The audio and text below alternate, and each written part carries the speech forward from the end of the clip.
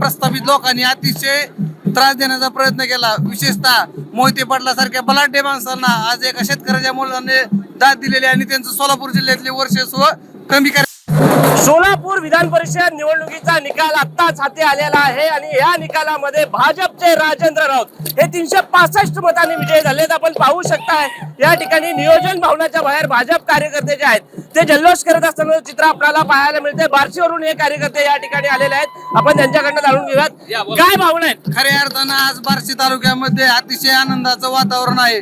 एका शेतकरी कुटुंबातील आमचे नेते राजभाऊ राऊत हे उमेदवार असताना काही प्रस्थापित लोकांनी अतिशय त्रास देण्याचा प्रयत्न केला। विशेषतः मोहिते पाटलासारख्या बलाढ्य माणसांना आज एका शेतकऱ्याच्या मुलाने दाद दिलेली आणि त्यांचं सोलापूर जिल्ह्यातले वर्चस्व कमी करण्यात आलेलं आहे। नक्कीच मोहिते पाटील विरुद्ध जयकुमार गोरे अशा पद्धतीचा हा सामना आपल्याला पाहायला मिळाला। आपण या ठिकाणी पाहू शकताय की कशा पद्धतीनं या ठिकाणी विजयी जल्लोष जो आहे तो सुरू झाल्याचं आपल्याला पाहायला मिळतंय।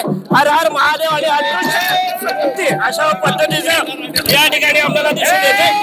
आणि आपण जर बघितलं तर या ठिकाणी जल्लोष जो आहे तो दिसून येतो बॅनरच्या माध्यमातून। आपण जर बघितलं तर या ठिकाणी हा पूर्ण जल्लोष आपल्याला पाहायला मिळतोय आणि एकूणच गुलालामध्ये सर्वजण धावून गेल्याचं आपल्याला दिसून येते।